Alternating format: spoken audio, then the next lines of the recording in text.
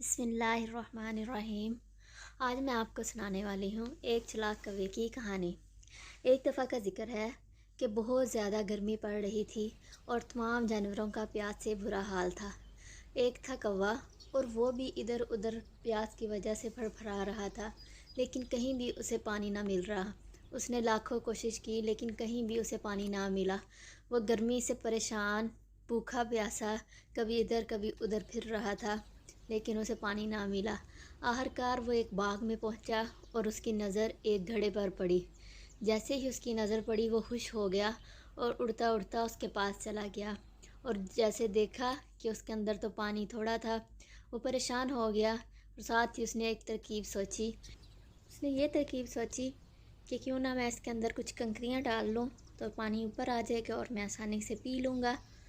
اس نے کنکریاں اکٹھی کرنی شروع کر دی اور پھر بڑی مشکل کے ساتھ گھڑے کے پاس لے کے آیا، اور 1 2 3 اور آہستہ آہستہ کر کے کنکریاں گھڑے کے اندر پھینکنے لگ گیا۔ اس کی اس کوشش کی وجہ سے آہستہ آہستہ پانی اوپر آنے لگ گیا اور کوا خوش ہو گیا اور اس نے سکون کے ساتھ پانی پیا اور وہاں سے اڑ گیا۔ کوے نے اپنی پیاس بجھائی اور درخت پر بیٹھ کر آرام کرنے لگ گیا۔